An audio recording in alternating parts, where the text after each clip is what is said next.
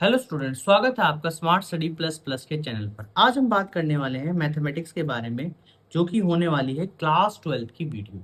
Class 12 में सबसे हमने चैप्टर स्टार्ट किया था, चैप्टर नंबर 4। इसकी पहली एक्सरसाइज हम कर चुके थे, आज हम सेकंड एक्सरसाइज करने वाले हैं।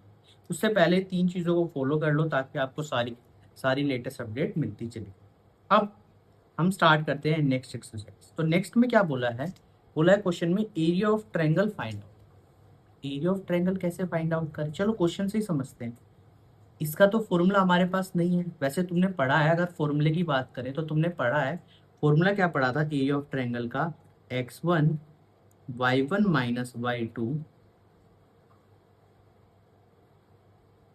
Plus x2 y3 minus y1 plus x3 y1 minus y। ये तुमने पढ़ा था, ठीक है। अभी पढ़ा होगा ये फॉर्मूला। वैसे पहले 10th क्लास कोविड से पहले पढ़ाया जाता था, मगर हमें तो ये वाले फॉर्मूले से नहीं करने। क्यों मैंने फॉर्मूला बताया? जब ये फॉर्मूला तभी अप्लाई होता है जब हमारे पास x1 y1 x2 y2 x3 और y3 हमारे पास गिवन हो, ठीक है। तो ये वाले फॉर्मूले तब गिवन होती है, या कह सकते हैं ये पॉइंट्स गिवन होने पर हम इस फॉर्मूले का यूज करते थे। ये तुम्हारी बुक में भी लिखा हुआ है। मगर हमारे पास तो अभी क्या है, डिटर्मिनेंट वाली मेथड है। तो डिटर्मिनेंट का इस्तेमाल करते हुए हम कैसे क्वेश्चन को सॉल्व करें। तो देखो, जैसे क्वेश्चन तुम्हारे सामने गिवन है पॉइंट 1060 4, ये गिवन है। तो कैसे सॉल्व करें? तो देखो, सॉल्व करने का तरीका कैसे है। देखो, मैं यहाँ पे लिख रहा हूँ x1 y1 x2 y2 x3 y। यहाँ पर पॉइंट लिख लो, मतलब कहने का मतलब है, अगर ये पॉइंट इस तरीके से गिवन है तो यहाँ पे लिखो 106043, इस तरीके से लिख लो। मगर अब देखो, अगर मैं बात करूं इसका डिटरमिनेंट निकालने की बात करूं, तो क्या डिटरमिनेंट निकाल सकता? नहीं निकाल सकता। क्यों नहीं निकाल सकता? क्योंकि यहाँ पर एक मैट्रिक्स हमेशा स्क्वायर मैट्रिक्स होनी चाहिए। ये तो या तो 3 into 3 क्यूब या 2 into 2 क्यूब, मगर ये तो ना 2 into 2 के ना 3 into 3। इसके लिए हमने यहाँ पर क्या लगाया, यूज किया। इतनी बात समझ आई? यहाँ पर 1 लिख देते, 1 1 1। इतनी बात समझ आई? अब जैसे डिटरमिनेंट निकालते हो वैसे सोल्व करना, बस तुम्हें आगे हाफ लगा, हाफ जरूर लगाना। क्योंकि जब तुम एरिया निकालते हो तो half into base into height, ये यूज करते थे, बचपन से आते हुए यूज करते हो। तो यहाँ पर भी क्या करना है, हाफ का इस्तेमाल करना। तो 1, यहाँ पर क्या होगा, 0 into 1 - 3, ये होगा -0। तो ये सभी को जीरो बना देगा, हमें लिखने की जरूरत नहीं है। जैसे डिटरमिनेंट निकालते थे वैसे निकाल, यहाँ पर आ जाएगा 18 - 0। अब इसको सॉल्व करो। पहले सॉल्व करना, तो यहाँ पर बचेगा -3 प्लस, और इसको सॉल्व करके आएगा 15/। अब ध्यान रखना, ये मैंने कुछ मॉड्यूलस लगाए। अब क्योंकि बात सबको पता है, एरिया कभी भी नेगेटिव नहीं आता, तो पहले ही मॉड्यूलस मैंने लगा दिया। मगर मॉड्यूलस के अंदर जो वैल्यू है उसको सॉल्व करना तुम्हारा काम। चलो ठीक है, ये समझ आ गया। एरिया निकालना, देखो कुछ नहीं करना भाई, डिटरमिनेंट जैसे निकालते थे बिल्कुल वैसे, बस लिखने का तरीका तुम्हें यहाँ पे सीखना है। लिखने का तरीका तुम्हें अच्छे तरीके से आना चाहिए। अगर तुम यहाँ पे अच्छे तरीके से लिखना सीख गए तो क्वेश्चन तुम्हारे लिए इजी हो जाएगा। इतनी बात समझिए। चलो एक पार्ट और करते हैं। 27 11 10 0 10 8, ठीक है। तो यहाँ पर आया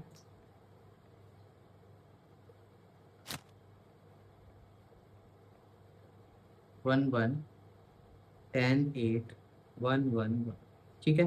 डिटरमिनेंट निकालो, हाफ को बाहर रखना है। तो यहाँ पर आएगा, देखो भाई, यहाँ पर आएगा 1 - 8, ठीक है। यहाँ पर आ जाएगा -7 1 - 10 +1 8 - 10, ठीक है। यहाँ पर सोल्व किया तो हाफ माइनस, देखो 7 बचा और 7 से तो 14, यहाँ पर +70 हो जाएगा, और यहाँ पर आ जाएगा -2,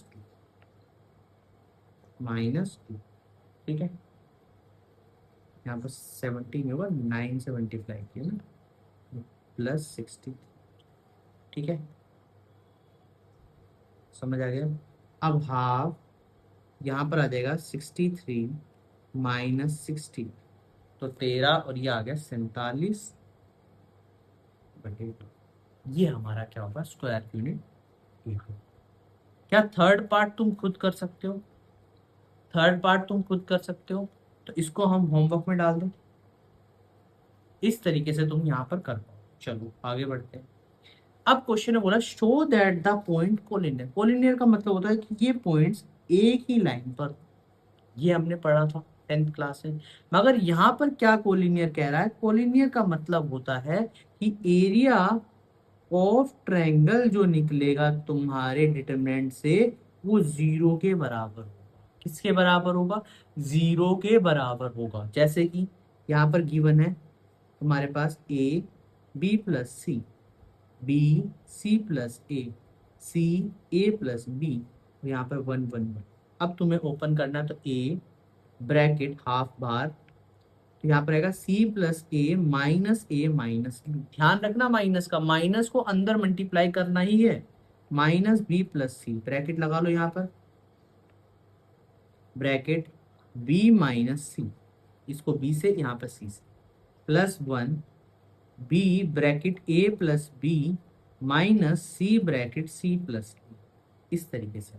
और ये आ गया माइनस। अब इसको अंदर सॉल्व करो, तो देखो यहाँ से ए कैंसिल आउट हो जाएगा, यहाँ पे बचेगा सी माइनस बी।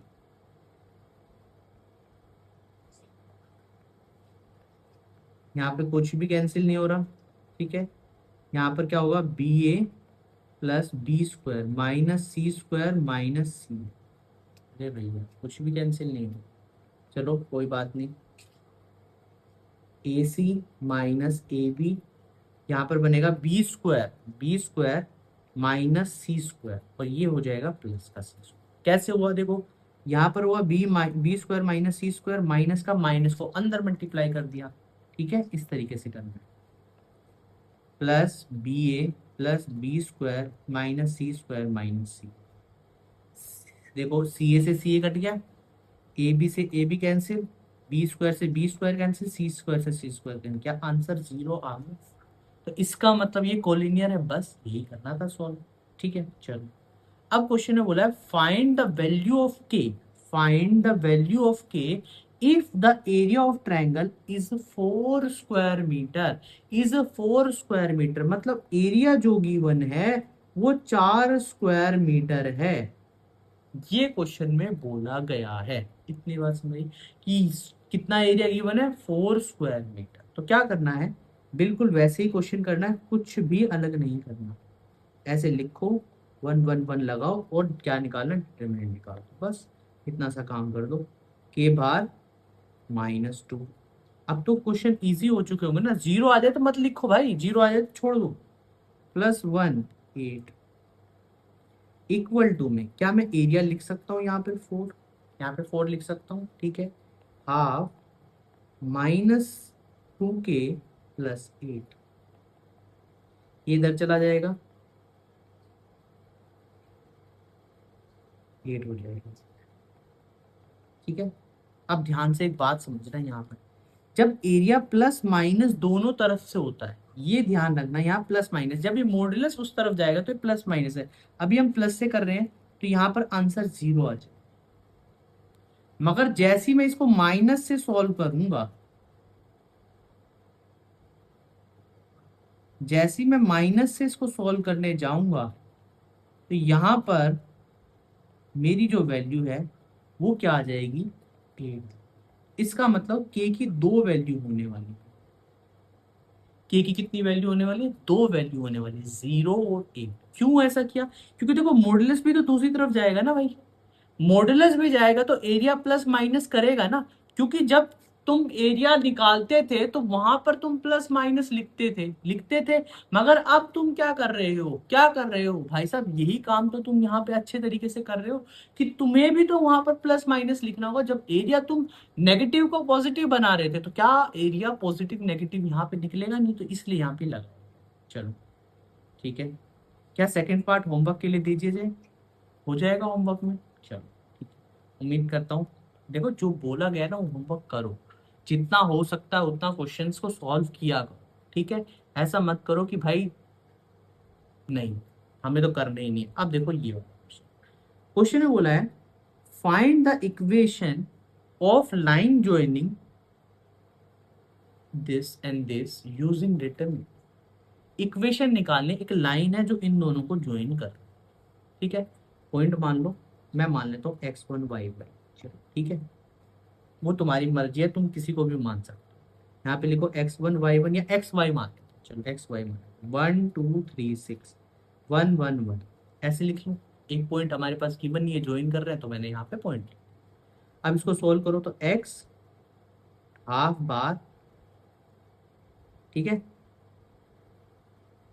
यहाँ पर आ जाएगा भैया, कितना आएगा 2 - 6 -y 6 सॉरी -y, तो आ जाएगा -1 1 -3 +1 6 -6, ओके हाफ, तो यहाँ पर आएगा -4x ++2y इक्वल टू 0। अब जब इक्वेशन निकालनी है तो इसको किसके बराबर रख लो, 0 के बराबर, ठीक है। यहाँ पर डिटरमिनेंट, तो ये हाफ जाके उधर 0 हो जाएगा, x की वैल्यू आ जाएगी, या ये वाली इक्वेशन, इसका मतलब कह सकते हैं 2x - y इक्वल टू 0। ये इक्वेशन हमारे सामने बन के तैयार हो जाएगी, ठीक है। इस तरीके से सॉल्व करना। चलो अगर ये भी नहीं सॉल्व होता भाई, अगर इक्वेशन 0 भी भूल जाओ तो यहाँ पर ध्यान से देखो, इतना तो कर ही सकते हो कि भाई -2 कॉमन निकाल लिया, इसमें से कॉमन निकाल लिया, 2 से 2 कट जाएगा, इतना तो कर सकते हो ना।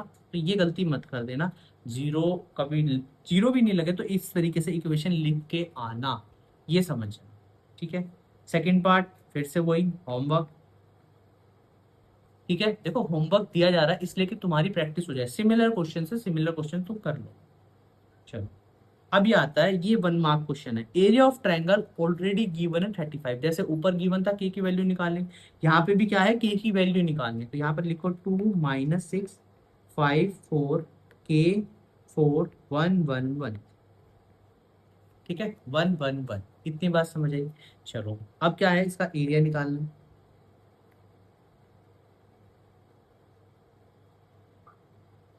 तो हाफ, ठीक है, 2 को बाहर रखो, तो 4 - 4, अरे वाह, -+6 bracket 5 - k +1 bracket 20 - 4k equal to 35। क्या इसकी भी वैल्यू 2 आएंगी? बिल्कुल आनी चाहिए। क्या इसमें ऑप्शन में दो दो वैल्यू है? तो देखो दो दो वैल्यू है ना, तो ये दोनों ऑप्शन तो वैसे ही गलत हो गए, या तो ये आएगा आंसर या ये आएगा बस आंसर। चलो देखते हैं, हाफ उधर चला जाएगा, ये 0 हो गया, ये 30 हो गया, -6k हो गया, ये 20 हो गया, -4k equal to 70 plus minus का, तो 50 - 10k इक्वल टू में 70, प्लस का रखता हूँ, तो भाई साहब यहाँ पर आएगी 70 - 50 20, के की वैल्यू आ जाएगी -2, ठीक है। के की वैल्यू -2 आ गई। अगर मैं यहाँ पर -70 रखता हूँ तो -10 -120, माइनस से माइनस कैंसिल, के की वैल्यू आ जाएगी 12 और -2 है, बिल्कुल है, ऑप्शन नंबर डी हमारा करेक्ट होगा। तो क्वेश्चन थोड़े से समझ आए, थोड़ा सा समझ आए, देखो कॉन्सेप्ट क्या है, कॉन्सेप्ट को थोड़ा सा ध्यान से समझो कि भाई यूजिंग डिटर्मिनेंट करना है तुम्हें। अगर तुम्हें डिटर्मिनेंट निकालना आता है 3 × 3 का, तो इजीली तुम सॉल्व कर पाओगे। मैंने यहाँ पे कुछ भी नया नहीं किया, सिर्फ पॉइंट को पुट किए हैं। पॉइंट पुट करना तुम्हें आना चाहिए। पॉइंट जैसे ही तुम पुट करोगे, क्या x1 है, देखो अगर तुम्हें फॉर्मूला बनाना भी है तो फॉर्मूला क्या बनेगा, x1 y1 1, x2 y2 1, x3 y2 3 1। अगर तुम फॉर्मूला बनाओगे तो क्या बनेगा, x1 bracket y2 - y3 -y1 bracket x2 minus x3 plus 1 x2 minus y3 minus y2 y3, ये हमारा फॉर्मूला बन के तैयार। अगर तुम चाहते हो कि भाई मैं तो फॉर्मूले से ही करने वाला हूं, मेरे को तो फॉर्मूला चाहिए, तो इसके लिए ये फॉर्मूला तुम्हारे लिए बेटर होगा। इस तरीके से इस फॉर्मूले का इस्तेमाल मत करना जो मैंने यहाँ पे लिखवाया है, क्योंकि यहाँ पर ये डिटर्मिनेंट का इस्तेमाल करने के लिए बोल रहा है। डिटर्मिनेंट का इस्तेमाल जैसे ही तुम करोगे तो ये बात तुम ध्यान रखोगे कि डिटर्मिनेंट के लिए तुम्हें क्या चाहिए। कहाँ गया भाई फॉर्मूला, एक सेकेंड। डिटरमिनेंट के लिए क्या चाहिए, यहां पर कोई पॉइंट तुम्हारे पास नहीं गिवन, इसके लिए तुमने पॉइंट यहां पर बनाया है x1। और देखो कितने जल्दी हमने एक्सरसाइज सॉल्व कर ली। तो उम्मीद करता हूं देखो एक एक सिंगल एक्सरसाइज हम सॉल्व कर रहे हैं, कोई भी ऐसी चीजें नहीं कर रहे कि बहुत ज्यादा समय लगा रहे हो। बहुत ही थोड़े से समय में वीडियो देखो, थोड़ा सा समय में ही चीजें समझ आ जाएंगी। तो इसलिए मैं कहता हूँ एक एक चीज बड़े अच्छे तरीके से करोगे, बहुत अच्छे तरीके से। देखो अभी क्या है, अगर मैं बात करूं सिंपल सी चीजें, अगर मैं बात करूं सबसे पहले एनसीईआरटी कंप्लीट हो जाएगी, उसके बाद इंपॉर्टेंट क्वेश्चंस कंप्लीट हो जाएंगे, इसके बाद प्रीवियस ईयर क्वेश्चंस कंप्लीट हो जाएंगे। क्या इनसे बाहर भी कुछ चीज आ सकती है बोर्ड में? नहीं भाई, लिमिटेड क्वेश्चंस है, लिमिटेड क्वेश्चंस है। ऐसा नहीं है कि तुम्हारे पास बहुत ही सारे क्वेश्चंस अवेलेबल है, नहीं, लिमिटेड नंबर ऑफ क्वेश्चंस है। और यही लिमिटेड क्वेश्चंस बार बार बार बार रिपीट होते हैं। इन बार बार क्वेश्चंस को करने से ही तुम्हारी प्रैक्टिस होगी। और देखो मैं साथ में होमवर्क भी दे रहा हूं, अगर एक सिमिलर पार्ट मैंने कराया है तो एक सिमिलर पार्ट तुम्हें होमवर्क दिया है, तो इसका मतलब तुम वहां पर चीजें करोगे तो ही चीजें ठीक कर पाओगे ना। इसलिए कहता हूँ भाई करो जितना हो सके। ठीक है, आज के लिए इतनी बात करते हैं। वीडियो पसंद आई तो चैनल को लाइक शेयर और सब्सक्राइब करना ना भूलें। Thank you.